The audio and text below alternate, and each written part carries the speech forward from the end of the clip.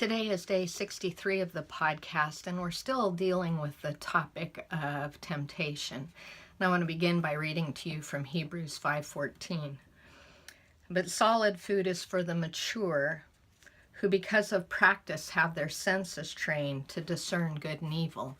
We're watching the mature son give us instruction in the way he behaves, and here's part of the strategy. Jesus had predetermined where his focus was going to be.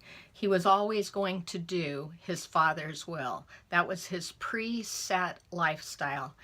And he only would say what he heard the Father saying. He would only do what he saw the Father doing. So the minute Satan comes to begin this encounter and comes after Jesus, pretty much at the level of his identity, if you are the Son of God, the minute Satan comes and begins to try and give instruction and bring this temptation to Jesus, Jesus recognized the source, because he's already practiced in hearing his Father's voice, and particularly after 40 days of not living on bread, but on every word that came out of the mouth of his Father.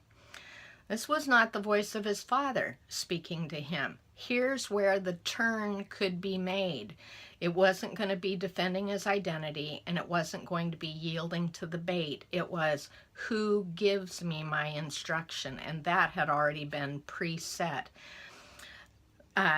Plus the other piece, and this is for us, we tend to always make temptation be about appetite and bait, but we're falling to temptation far more than we know, because we don't recognize how we are tempted in our sufferings.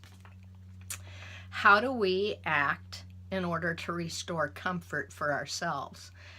And when we respond to each situation that we find ourselves in on our own initiative, we can seek to be comfortable and return to being comfortable and totally miss seeking the comforter, which is the learning piece in all of this going through a trial.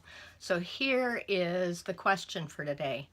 How are you tempted to act or speak or respond on your own initiative in the midst of suffering?